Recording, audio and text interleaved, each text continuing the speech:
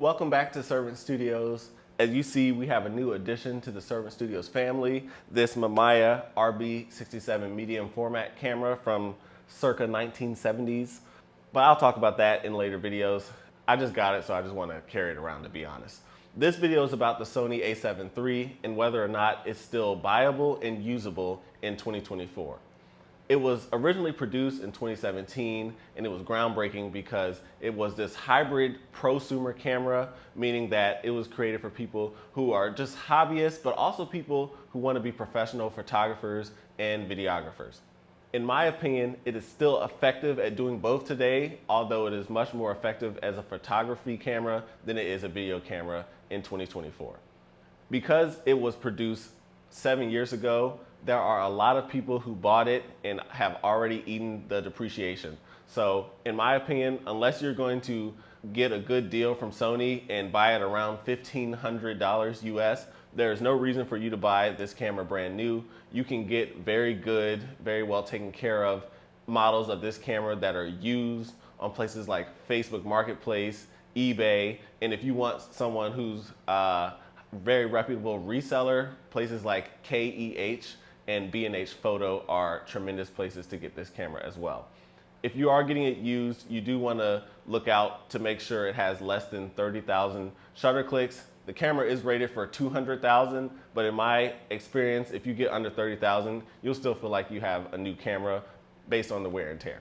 If you are buying it from somewhere like Facebook Marketplace, I always suggest going and meeting with someone in person and definitely have someone with you. That way, one, you can make sure you're not getting scammed, and two, you can get eyes on the camera.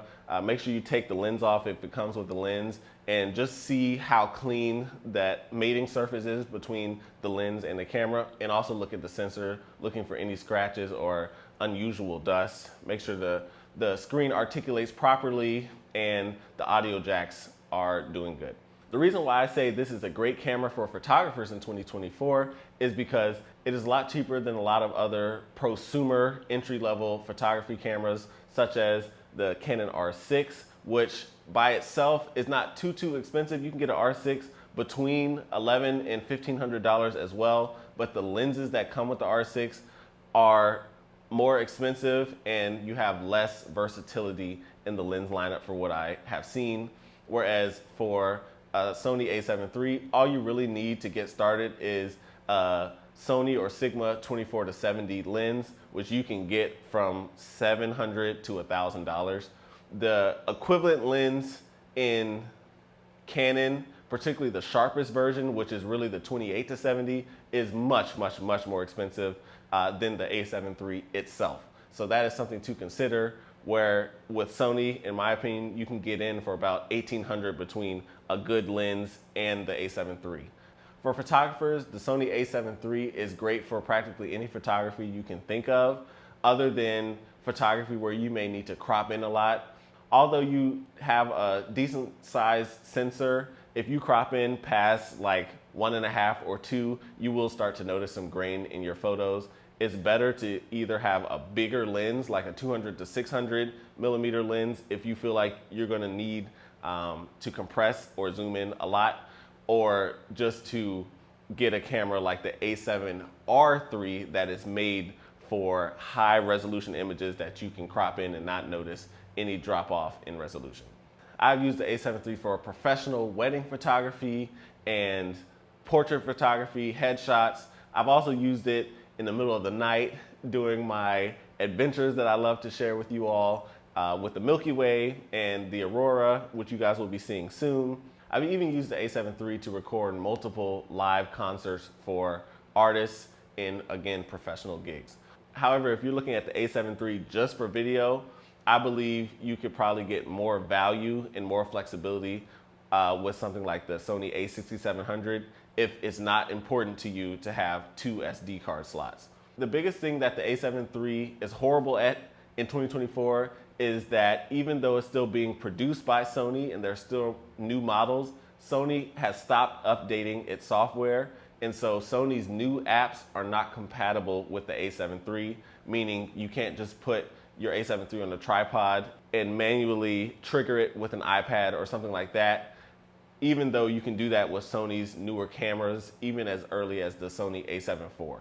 This is frustrating because being able to have a remote trigger that's already ingrained into the software just makes life much easier, and it is free on the Sony app. To do that for the A7 III, you may actually have to go purchase a remote trigger, which shouldn't be too much, but it is annoying that Sony just decided to stop upgrading its software even while still producing the product. As a photographer, if you don't care about needing to crop in a lot with the megapixels, and you don't care about having that new Sony software, the A7 III will cover practically everything you need for any professional purpose. I know a lot of professional photographers, and there's a lot of very famous content creators who are photographers who use the A7 III to this day. You do not need to go up to the A7 IV or any other model to create professional level photos. If you are going to go up to like an A7 IV, make sure it's for something other than just feeling like you need to do that to be a professional. For example, I'm probably going to go up to the A7 IV or the A7R5 at some point to have a different articulating screen, because the A7 III only goes up and out, it doesn't go sideways, and a little bit less weight on the camera, and also have that upgraded Sony software with a little bit more megapixels. Being that the Sony A7 III is a hybrid camera, it is still very usable for video, both in vertical and horizontal or landscape format. You just won't be shooting 4K 60, but what I've learned in the industry is that most people don't require 4K 60 unless you're making movies. If you're just doing events and stuff like that, it turns out a lot of people use 1080p or just HD with 60 frames per second to still get that smooth, slow motion video that makes your videos look very crisp and polished. The A7 III is still a tremendous buy in 2024, and it will probably be a tremendous buy for the next couple of years as well. I've had my A7 III, and I have no idea how many shots I've taken on it, but just know it's been a lot of shots. It's been in frigid temperatures, it's been in hot temperatures, and I have not had an issue with my A7 III yet. I've had more issues with my A6700 than I've had with the A7 III, just because the A6700 was created about a year ago. It has its brand new quirks and tweaks that I haven't enjoyed as much, such as the hot shoe not being consistent, whereas the A7 III for me has been a workhorse and I haven't had really any issues with it. On the Canon side, the R6 is a great competitor to the A7 III.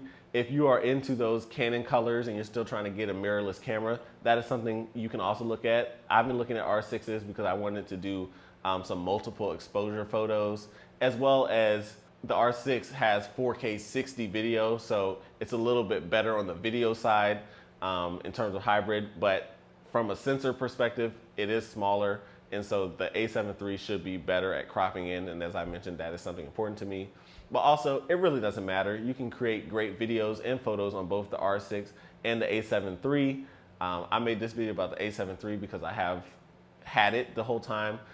If I do get an R6, I'll be making more videos about that as well. Don't get too caught up in Sony versus Canon or Sony versus Nikon. Cameras like the A7 III and the R6 help you start building a professional level portfolio, and that's really what matters, is having a camera that is capable, that you can grow into instead of you outgrowing the camera. But the thing is, if you look at most professionals, like people who are well known in the industry, tend to even use DSLR cameras that were created 12 and 15 years ago. And so what I want to show you guys on this channel is the power of using a camera that costs like $400, that may even be 50 years old, and the beautiful shots you get with that, as well as the beautiful shots you get from getting a used camera that costs $1,000, and how you can travel around the world with that. So whatever reason you are looking at this video or looking into the A7 III, I suggest you don't get analysis paralysis. Save up, go get that camera and lens combination, and start making your photos or start making your videos and just try the thing. There are so many people who, as I always say, have that dust on their camera. They bought the camera with all these intentions, and whether it was perfectionism or whether it was being too busy or waiting for the right moment, they just don't use it. I want you guys to go out there and buy those cameras and use them and start creating stories, because if God has put inside you the want to have a camera, then what I believe is that you have a story to tell, and I want to hear it. And the goal of Servant Studios is to help you tell that story in a way that is true to you at a professional level. So I'll see you next video. And until then, use your camera to go change the world.